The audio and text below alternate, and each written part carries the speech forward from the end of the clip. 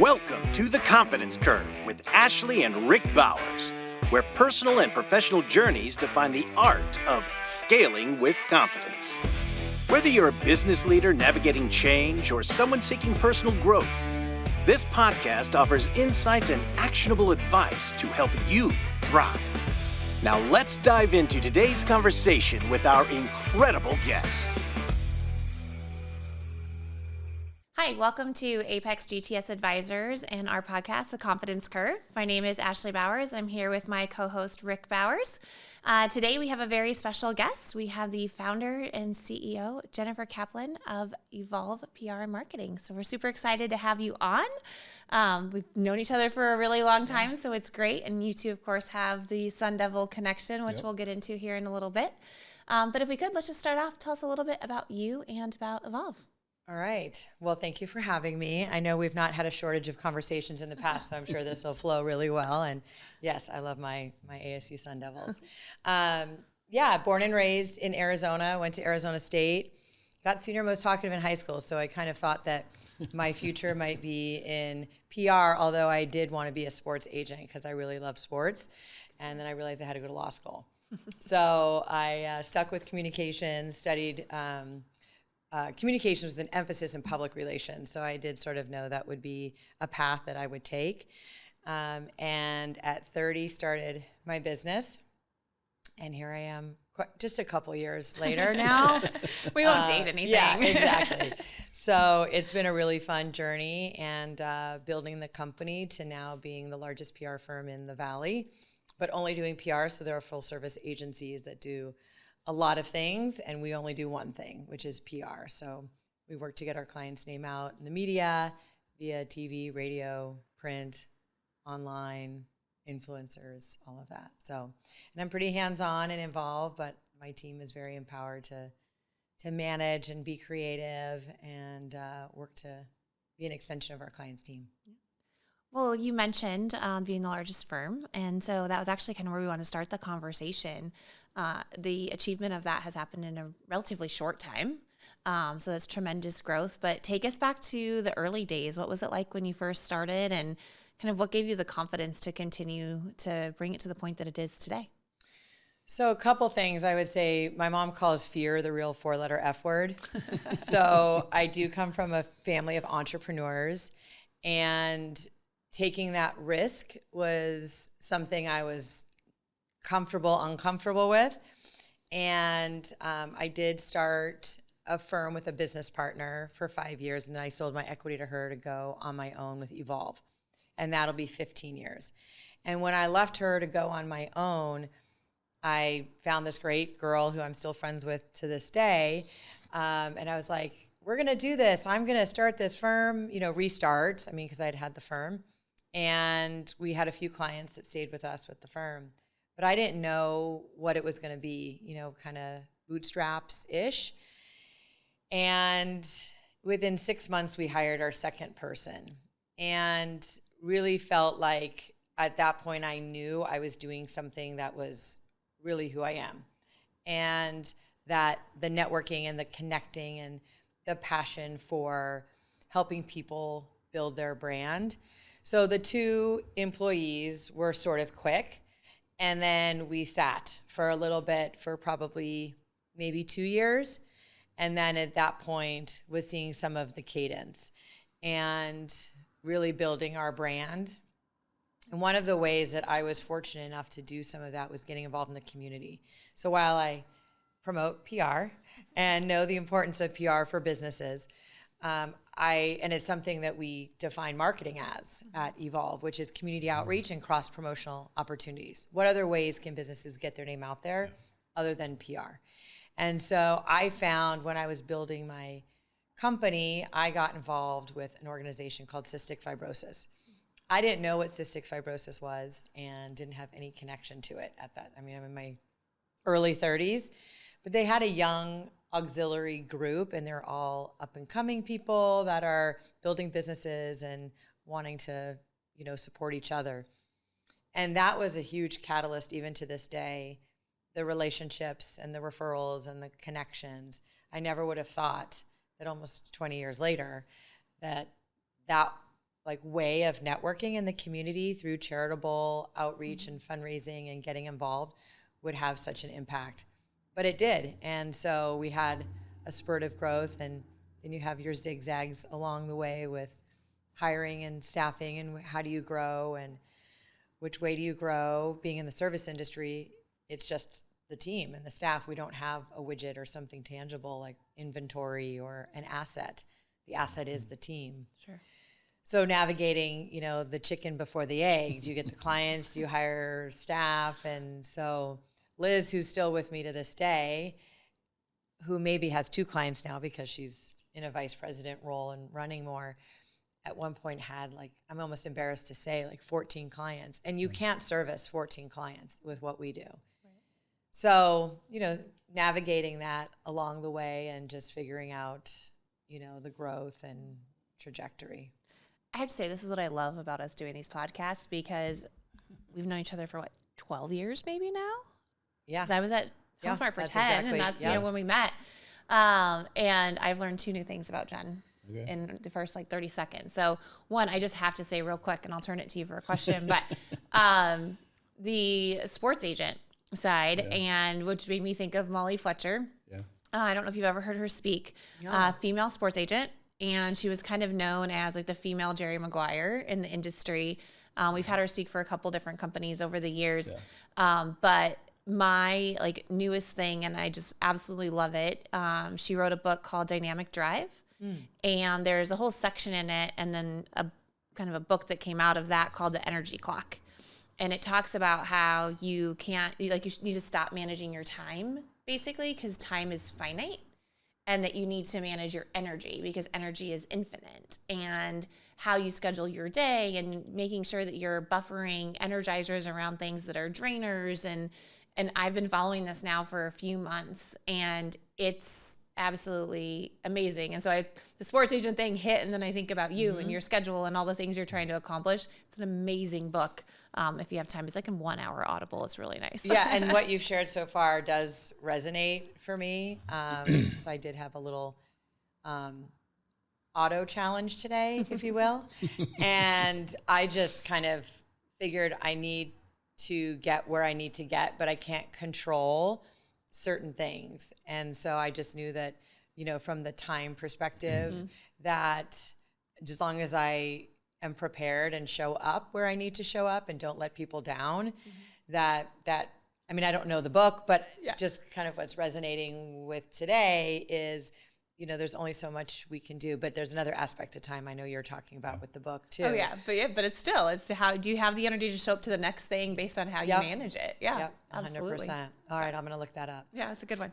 And on Audible, she reads it as well, so you hear her tell the stories. Oh, I like and that. Things, so it's fun, and we've met her when she spoke, so it's really interesting to kind of listen to the different stories, and a lot of sports agent stories and stuff in the book. But when I'm coaching people, a lot of times they're focused on time management and things, and it's okay, you need to check this book out, because if you focus on your energy, you're going to have more. You'll actually feel like you have more time because that energy is there, and that you're more productive in that standpoint. But I wanted to touch on something that you said. You mentioned the uncomfortable times versus the comfortable times, and when people are struggling with confidence, usually it's something that helps is to do something uncomfortable, and then as you're successful with that, that's where the comfort and the confidence comes from. So as you were going through some of those early days, what was maybe 1 or 2 of those uncomfortable things that kind of gave you the confidence? Because from the outside looking in, you always look very confident. That's a great question. And when I've been uncomfortable is totally when I've grown, because I've done something that I didn't want to do or didn't think I could do, and then I did it and I felt so empowered. Because again, we don't have an asset except for people, which is a huge asset, but meaning a tangible product, just being in the service industry. Most of the challenges and the uncomfortable situations were dealing with staff, I would say. And then second to that were client issues, because I want to make sure that everyone's happy and I want everyone to like me. So if I can approach it that way, I'll be perfect. Yeah. But that's not always how it works. And so, and especially being in my 30s, my early 30s when I started at 30. I mean, what do I know from certain situations that I had to navigate? So I also would say fake it till you make it. And it really put me in a situation to grow up fast and lean on some mentors as well. One story that really sticks out, and this was 15-ish years ago, but I still carry it with me today. We were supposed to do a screening of a movie, and there were just some layers of things PR-wise that weren't falling into place. And I get on the phone with the client, and it was kind of a third-party connection. So that person was on the phone, and I had a perfect reason for all of the things. And that person said the most impactful thing to me. They don't want any excuses. They're paying us to do a job. Right. And I thought I had all these great reasons. I don't remember them right now, but it could be, I didn't get enough food that day. I don't know, whatever the reasons are. And truly, they said, I paid you to do a job. So, I mean, basically, like, that's your problem. Yeah. Deliver. I don't care. And so I realized I'm in a lot of situations. Since then, I never, ever want to come up with an excuse. I either want to lean in to what we've failed or where we fell short or what we could have done better and different, or don't get to that point. Just do what you need to do to deliver. And so that's been like a really raw lesson that I had. And I'm not just chalking it up to being younger or not having the confidence, but that situation really hit me in the face pretty hard. And I try to make sure that we never come up with excuses at Evolve. Like, we just can't. So has it really become part of your culture? 100%. Yeah. I mean, that's definitely like and because of what we do, we have to show results. Yeah. So where's the coverage that we hired you for, or an end of month report? Where are the deliverables? And we can't hide behind that. Right. So it's really important that, we're ahead of it. And we've done some things at the company to make sure midway through the month, where are we at with this client? So we don't get to the end of the month and then go, sorry, we were waiting for you to send us something, or you didn't get us what we needed. No. Yeah. What are we doing to be proactive and in those situations? You mentioned people challenges, staff challenges, and things like that as well. How has your approach to leadership and being connected with the staff changed over over the time, going from 2 employees to over 25 employees? Because, following Evolve on social and things like that, you can really see you have a strong, like, close-knit team. Mm-hmm. But to your point, there's no excuses and you're having to deliver results. So how's your leadership style changed over the years?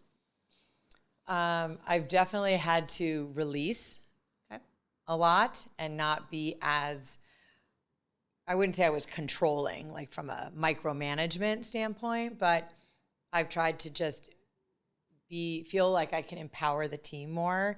And it's not the team today. It's just over, it's the generation of me growing. And so empowering is definitely one of them, and letting them navigate things, but know they can come to me. One thing that sort of maybe hits on what your question is, one thing that I make sure my team does not do, and I tell new people when they join, do not call me your boss.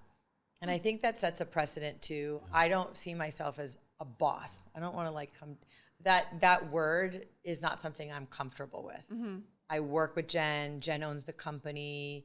Jen's the CEO. Whatever reference to give me, the level of who I am. Right. But I don't like when they use the word boss. And so for me, I feel like that makes me more approachable. At least that's, like I said, the way I see it. So they do know that it's not a scary thing to come to me and share, and know that I'm going to support them and be there for them. So that's, another thing. I want to empower them, but I want them to know that I'm here and they can come to me with anything. Yeah. So that's one way of sort of navigating the growth, giving them the empowerment, and that helps me relinquish some of that. And then, bringing it down to a level where we can support each other.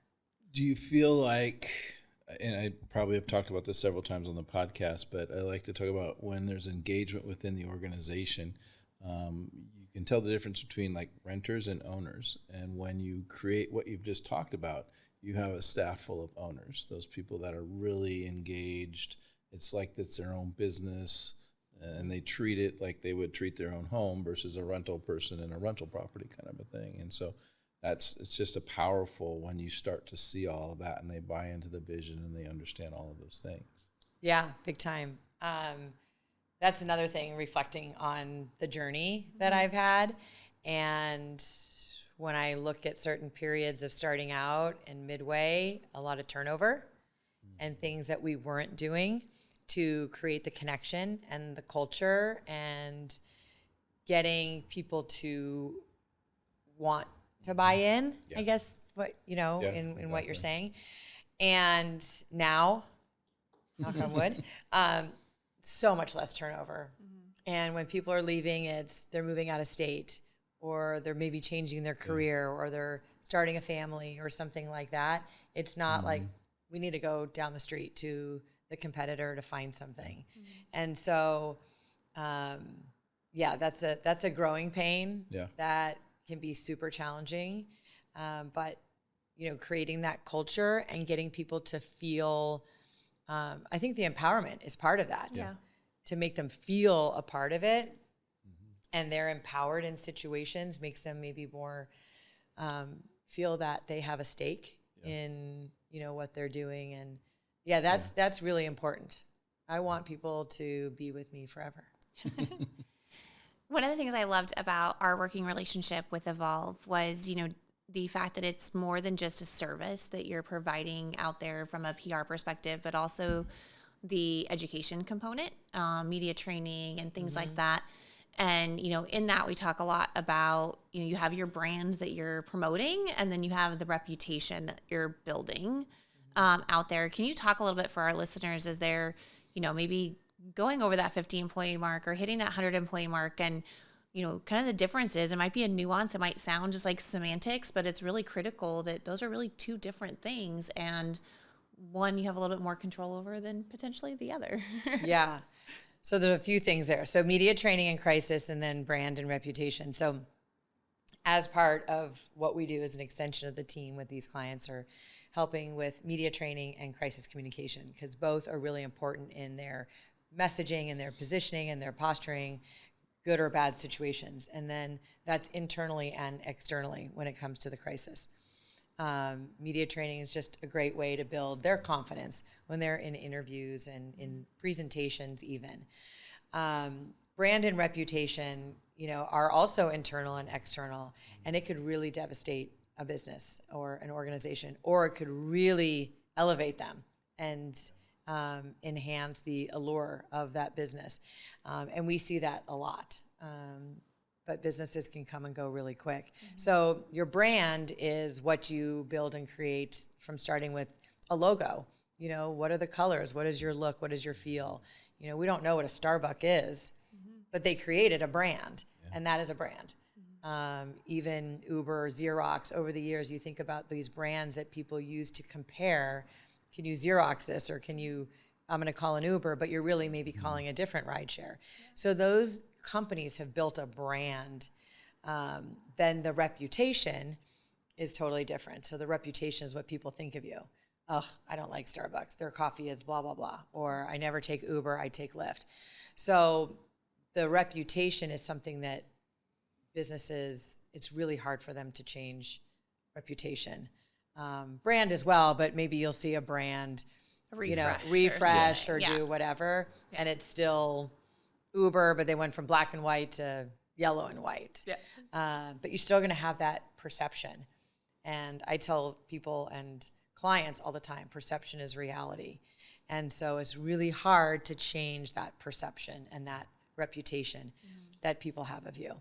And the second you wake up and get on a virtual at your house, or walk out the door and go to the gym or the grocery store, your reputation is there. So the way you look, the way you act, what you say, how you say it, people are creating these perceptions of you, and you are representing yourself and your organization. Right.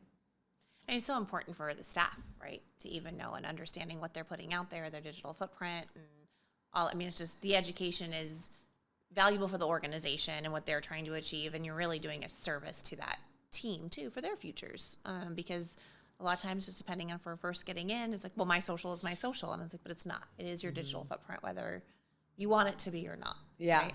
I see a lot of people that are in, well, celebrities do this, media people do this. They'll create a separate social media page that's not their real name, that they want to curate whatever content to people that they just want to have see it. Or now on social media, you can actually just have your regular page and then there's certain content. So you don't need to create a second one with a pseudonym or another name, but there's certain posts that you can share that only certain people will see. Your small groups. And, Right. Because they know. They know that to the masses, it's not the greatest thing to put out there. Yeah. But when, I'm not just putting kids down, but high school graduates, college graduates, to be thinking about, you know, where they might rush for a sorority fraternity or do an internship or look for a job, those employers or people that are looking at them will probably go to the social and look and get a perception of what they put out there. So yeah, the digital footprint is, and it's technically forever. I mean, yes, you can take down a page or block a page, you know, your own page, but I mean, the internet's forever. It's out there. It's really hard to work around that. We talked a lot about your team and how awesome the team is and how well you get along and the culture and those kinds of things, which kind of builds that employee brand as well. So you have the company brand, but there's an employee brand. Some companies struggle with that, and then they also struggle to hire new people because that reputation gets out there of kind of what it is, what's it like to work for this company. So have you worked with organizations to try to fix the employee brand side of things from a PR standpoint? Yeah. I mean, my big thing with that is it has to seem authentic. Yeah. And if it feels like they're fixing or overcompensating to do something because they know they need to, people will sometimes see right through that. Yeah. And so I feel like it's got to be so real, and even if it's not, but it's got to feel that way, or else we're in another damage control situation as well, like the overcorrecting. So, you know, doing things to build the team together and not just feel like you're going through some motion just because you need to. Yeah. And it is hard. I mean, you've got people of different ages and backgrounds, and, you know, this one's married, this one's not, this one, you know, went to the same school as maybe a coworker and this one didn't. So you've got to make everyone feel so inclusive. And it's something we talk about at Evolve all the time. It is a crazy, crazy gift. I don't know how this got built, and it's all them. And, you know, of course, like what I can try to do, but it's so special when your team can support each other and back each other up and have each other's back. And I think it's so special. Yeah. I say at Evolve, I don't want to work in an environment that has drama and dynamics and stuff. Yeah. So I don't want to create an environment that is that way, because I don't want to work at that place. Yeah. So, you know, finding that formula is important, but it can be very challenging, you know, for organizations to get over that hump. But, you know, I think doing it with authenticity and culture is really, I mean, the people should be first. Absolutely. It really should be. I agree with what you said. It's not a fix. It's kind of a nurture or kind of a rebuild. Yep. And it really starts with the leadership and them connecting with the people. And it's so much more challenging now for companies that haven't gone back to either working in their office or they've gone back even very limited. Yeah. You have to work even harder for those connections and the culture because it's not Monday through Friday anymore. I mean, businesses are. I don't mean that it's zero. But it's not in the office. But it's changed so much. Yeah. And so you've got to work harder on that.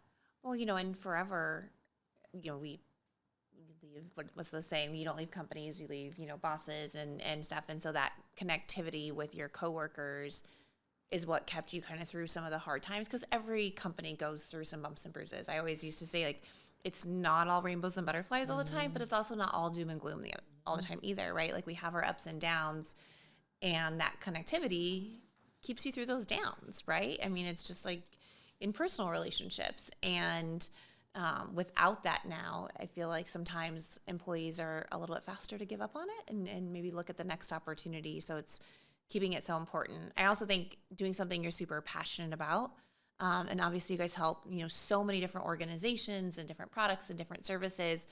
Is there any like project that comes to mind that was a super passion project for you that like you and or your whole team just got so excited over what it was that you were able to be a part of from a client perspective that you can share? Yeah, and this one is an easy answer, and it also got the media super excited as well. Sprinkles Cupcakes. Oh. So they came here to the Valley, and they were this Beverly Hills brand, and Oprah, had them on their show. I mean, this is dating way back. And they came here to the Valley, and we had the opportunity to work with them. And we were with them for 9 years. And Candace Nelson, who founded Sprinkles, was on Cupcake Wars and doing all this stuff on the Food Network, our food channel. And we had her here locally on the cover of magazines. And we're bringing cupcakes to all the TV stations. And I mean, we would joke that we were like, had the back door to all these, media people. And it was such a big part in the growth of my career, more so on the media side, because every month I was bringing cupcakes. They looked forward to it. I'd let them know I was coming. They would open the back door. And so it was a fun product. And I love sweets and sugar. So I was excited to do meetings with them. I would eat. And you probably know some of my idiosyncrasies with food and health and all that. I would eat 3 cupcakes in a meeting. Then I narrowed it down to 2 and a frosting shot, because they would give you shots of frosting. And I would go to the back door of Sprinkles. They had the graveyard, which is where the cupcakes that didn't look presentable for the front. Right. So there were these racks of the cupcakes that were on the graveyard. And I would go to the back door. I mean, I was like, so personally, professionally, and it was so fun. It was the Valentine's cupcake or the St. Patty's cupcake or the holiday cupcake. Yeah. And I learned a lot. It really, those 9 years were more the beginning of Evolve. And it helped me grow up a lot and learn a lot. They had a lot of standards and brand standards and just different things that helped me mature and grow as a PR person too. That's amazing. So when we talked earlier this week, we talked a little bit about external communication versus internal communication and just understanding what information is critical to get out early versus what should wait till a certain point, because maybe certain times product releases and you don't want leaks or things like that. So how do you help people with that internal communication, or what message would you have about internal communication? Do it. And I've learned that, and that's a challenge of mine learning every day, is to make sure that, businesses they've got it. You don't want your team internally to find something out about your own company or something you're working on. It might not even truly affect them. Yeah. Maybe it's a product launch and they didn't work on that product or something, but it still makes them feel that equity in the company and in the brand. So I would say, first of all, internal is number one. And that message is going to be different internally than externally. So I would say that has got to be number one, and consult with, maybe it's an in-house PR person or marketing person, but sometimes messages can be emotional or reactive. And so to make sure that's why we love when our clients do use us as that outside gut check, because we come from a different place and can see it differently. And then externally, that's obviously key to some of the other stuff we're talking about with brand and reputation. But internally, I mean, you can lose people like that if you don't make them feel like they're part of that. And there's some companies right now that they've got some announcements and they're not telling everyone on their team. They're telling you, but not you. So when I tell everyone, it's probably going to come out. Somebody else knew. Right. Or maybe you're going to sidebar, I actually kind of knew that. And then you're going to feel like, well, I give just as much to the company. Why didn't I know? And now guess what? Now you're kind of mentally checking out and you have resentment, and it just causes, and maybe even to a coworker, if that was your coworker, now you're like, well, I don't even like him anymore because he knew before me. And so, yeah, I would say internal is just as important, not more. It's funny because, we, previous life would use code words for a lot of things, which a lot of companies do. That's what this company is doing too. Yeah, a lot of code words. And we had a subset of people that were typically read in on every code word project. And so people who were never read in on code words, like they would just know, they kind of had an idea of what type of thing would be coming because that's what we used code words for. And usually had the mindset of, okay, that tells us something is coming and I'm just gonna keep my head down until like I need to deal with it. And so that was okay. And then we had a bigger project that also had a code word, and about 4 people who were typically read in weren't read in the beginning. And we just, we're like, okay, we're using a code word. We do this all the time. It's accepted. It's trusted. But what it did to like those 4 people, and they're like, am I on my way out? I'm always read in and now I'm not. And it was just a huge miss. And luckily the relationships were strong enough where those people were coming in and saying, I'm seeing meetings with a code word. I'm not in them. Like, is it intentional? Can I know about it? Like, what's happening? And we could have a dialogue to rebuild that trust. But thank goodness that they did feel like they could come and have the conversation, because they were creating a narrative that was not true and was way worse than the exciting news of the code word, right? Which I always try to tell, like when we're consulting with different companies and stuff, they're like, well, they don't need to know, or I don't have information to share yet. I only know this much. And it's like, but they know that you know something. They know that something is going on. Just tell them the information that you have and build the trust that as you have more information, it will be shared. Yeah. Yeah, even if it's a meeting that you closed your door and you normally don't close your door for those meetings with that like people are going to pick up on the energy and the vibe in the office. And the narrative they make up is always worse, I feel like. Always. 100%. So it's easier just to, kind of dispel it as best you can. But I do agree there are certain situations and certain times, a merger, an acquisition, a public filing, things like that I know you do want to manage that when the time is right to tell the team. But it can be sort of polarizing how it affects the dynamics. Yeah, absolutely. So as you think about kind of growing the company over the last decade, I guess, what have been some of the things that have been successful mentoring young people coming up in the PR industry? What are some of those tips and tricks? Well, the biggest thing I tell people if they want to get into PR, because a lot of people are like, I love PR. I love people and I love connecting people. But the one thing that is really important in our job is writing. Okay. And we're not writing thesis and dissertations and things like that, but we've got to write something in a way that's going to catch the media's attention, or we're writing statements or, press releases, pitches, things like that. And there's certainly there's AP style and there's, forms that we follow with that. But if someone can't really tap into that writing skill, it's pretty challenging in our job, even with technology and even with, AI and chat GPTs and all of that, because we know that that's out there. Well, we have to write something, we have to edit it, we have to proof it, we have to. So I have a lot of friends who are like, oh, my daughter or son wants to do PR. And I'm like, what is their experience writing? And do they like writing? Yeah. Because we're storytelling. And so if we're not, doing that, then we're going to probably fall a little short.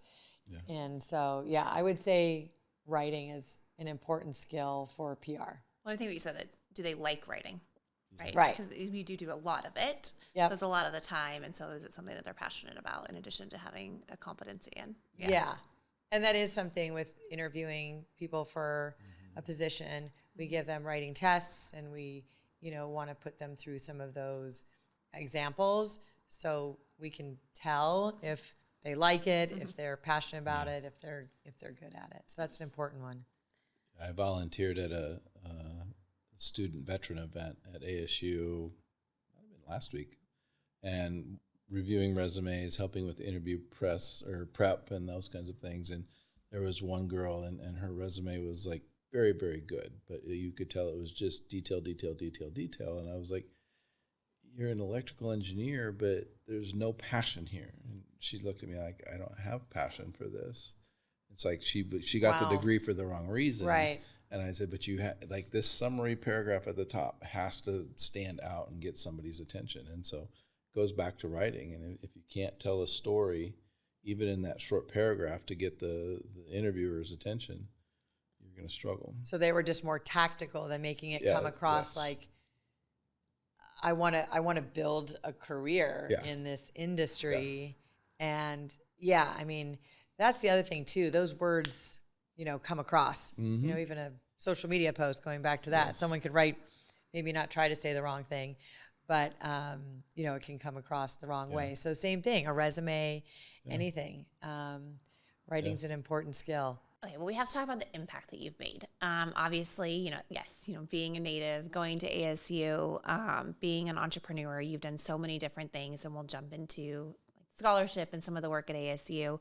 But kind of, looking back and now dreaming forward, what are some of the impacts that you want to make in the next 10 years? Great question. I want to double and triple in size. I want to continue growing. I feel this energy and this opportunity of what Evolve foundationally has done. And 10 years, like the next 10 years, then we'll talk. It might be different where I focus. But I'm all in. I see a great opportunity for PR and us pivoting where we need to pivot with technology and different nuances like podcasts and influencers and things that aren't just in that traditional media lane. And the energy and excitement from our team to want to go down that path and not be stuck where maybe other PR firms or, practitioners are.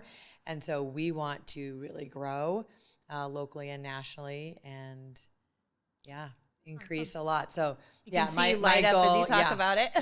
Definitely the energy is there. So I'll read Molly's book and and hear more about time and energy. But I definitely feel it. I don't feel like I'm on a wind down, almost a renewed energy too. That's awesome.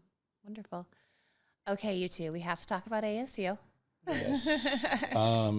So one of the things that I think is amazing is just the Sun Devil 100. And you're one of a handful, maybe less than 5 companies that have been awarded every year since they started the process. So what has the Sun Devil 100 meant to you or done for your business? Well, first I have to say I'm not a Wildcat fan, and I love the rivalry. So my Arizona people, sorry, I'm a big Sun Devil, and I can't wait till football season. Oh, I know. Because basketball, I don't talk smack. So the Sun Devil 100 has really opened my eyes to ways that I can stay involved at the university. And while I love the recognition and the camaraderie among the other Sun Devil 100 individuals and the people I've met and learning about other businesses, it's been a great way for me to stay or get engaged with university. And so for me, the first thing was a scholarship. And the Sun Devil 100, after a couple years, I realized there's probably more ways that I could give back to the university. And I don't have kids, so creating a legacy was also important to me. And creating the scholarship I have, initial parameters to it, and which are mimicking me a little bit, someone from Arizona, female, wanting to do PR, all of that. But then if no one's in that, it's, male or female and all of that. But I want to support and lift up other, people wanting to pursue their passion and their career. And I get to meet them every year and stay in touch with them. And it's really special. So the Sun Devil 100 continues to be sort of that catalyst and bright light for my initial every year wanting to do more. I can't explain it. It's like more than an alumni. It's more than, even though it is, we're all alumni. It's just this very, uplifting thing to hear these stories of entrepreneurs and people that we share this ASU journey back in the day where we all probably never thought 20, 30 years later we'd be back at the campus, rah-rahing each other.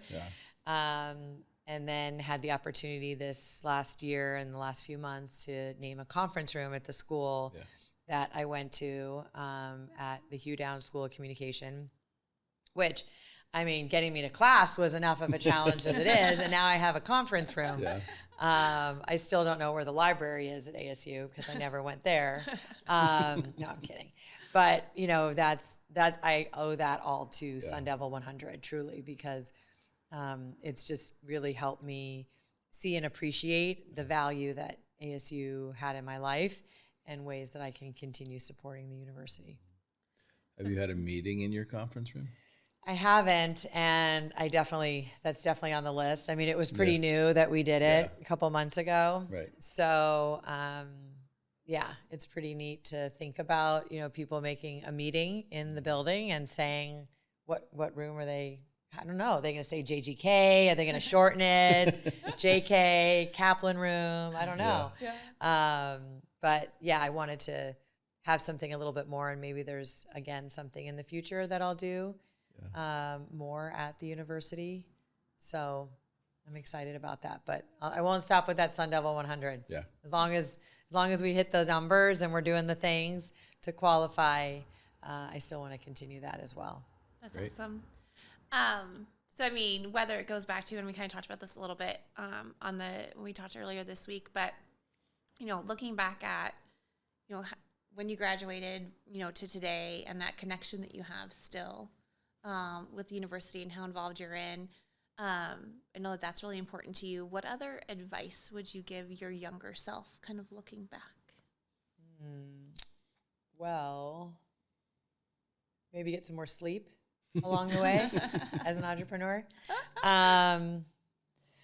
I think that, I mean, I don't want to divert the question, but I feel like some of those missteps or experiences I didn't necessarily want to go through got me to where I am. You know, I am still friends with my ex-business partner, but, you know, that's not something I would have wanted to navigate. Yeah. And so, but had I not had those situations, like I said, I'm not trying to be cliche or kind of soften what you're trying to answer, but I really feel like the growth came through some of the challenges that I did have. Mm-hmm. And no, so for what I take from that, though, is like embrace the bumps. Yeah. Right? So there's going to be some turbulent times, but embrace them because those are really big growing moments versus maybe resisting them. Yeah. As we do when we're in them. And stay focused on your passion. I mean, I would use, not surprised I make a sports reference, but Tiger Woods. Mm-hmm. I mean, he got to such an incredible place in his career, but then you'll see his parents show pictures of him at 3 years old with a golf club. Like, he stayed focused on what he wanted to do. So maybe less about the younger self, but also what I would tell people on their journey. Mm-hmm. The engineer, you know, what is she passionate about? What are people passionate about? You know, you've got a skill, you've got something that gets you excited, and then the success or the reward will come if you're doing something that you love. So I think that's what helped me get through some of those times. Yeah. But yeah, there's definitely been those challenges where I wanted to throw it in, but then I look back and I realized that it helped me grow. Those are those little moments. Yep. All right, I like to always end with a fun question. So for those of you that follow you on social media, they know your love for cruising, your cruises. I've never been on a cruise. You have. Yes. So what would your recommendation be for someone new? And maybe what's your favorite or your bucket list cruise? Well, I do feel like people either love or hate it. Yeah. I talk to people and they're like, we love cruising, or, oh, I went on a cruise and I didn't like it at all. To me, I say, what didn't you like? I mean, you put your luggage in the room, you pay one price, and you go and have some fun. Yeah. The food and drink and the entertainment and the activities and going to different ports, you don't need to think about any of that. So I love cruising. I did grow up with cruising because my dad was in the travel industry. So I guess I'm a little biased because I did have that pretty much my whole life. But I do love the getting on the ship and truly not having to think. When you go on vacation, and there are all-inclusive resorts that have a similar structure, but let's say your typical vacation, you've got to figure out your transportation and where are we going to go to dinner, and you know, what kind of activities, what do you want to do, what do you want to do? On a cruise ship, I mean, they dummy proof it for you. It's like all right there. Yeah. You can eat here for this food, and It's just so easy. And so I love that. And I do like waking up and being in a different port. Okay. The Caribbean and the Bahamas and those types of cruises are great. Yeah. I have found over the last 4 or 5 years, and I did one when I was younger, but 4 or 5 years doing European cruises are so different than, a lot of the Bahamas and Caribbean. You wake up and it kind of looks the same each port. Obviously, each city has something special, and I can sit at a beach bar all day long, so I'm fine with that. But in Europe, it's like you wake up, you're in Croatia, and you wake up, you're in Italy, and you wake up, you're in these different countries. And that to me has been like something really special. Okay. So I'm looking forward to that in the next couple of weeks. Okay. Yeah, it's going to be amazing. The one that I went on was for work, and it was Mediterranean. And so it was 14 days, 11 ports, starting in Rome and ending in Barcelona. And it was only 1 day at sea. Yep. And I thought it was amazing. It's the same thing. Like, you unpack, you're done, everything is there, it's all planned for you. You get to go see all these different places without packing and repacking, which is a pet peeve of mine on vacation. So, and he loves water. I think he'll love it. Yeah. Oh, for sure. So if you like water, yes. So, and I can't imagine you would get seasick if you like water and boating and things like that. So, I think that's something that people get. One thing is they want to be stuck. They don't want to be stuck on a boat and then be seasick. So I can appreciate that. I tell people to take maybe a 3-day cruise to get acclimated to that. And then outside of that, the other thing that people say is they just don't want to feel so confined. These ships are so big. You're not feeling confined. You're not on top of each other. I mean, maybe if you go to a breakfast buffet at 7:30, you'll feel that way.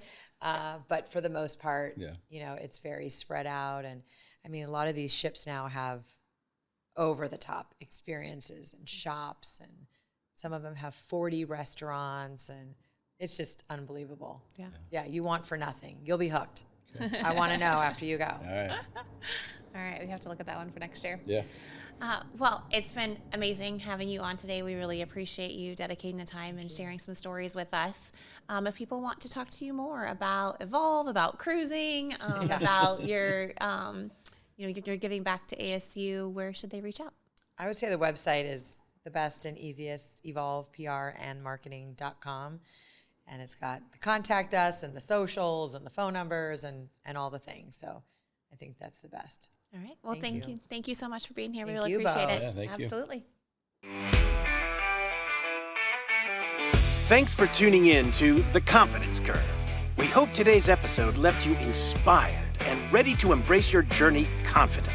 Remember, whether you're leading a team, growing your business, or pursuing personal growth, each step forward builds your curve.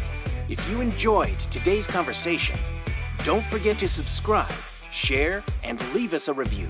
For more insights and resources, visit us at apexgts.com. Until next time, keep climbing the curve.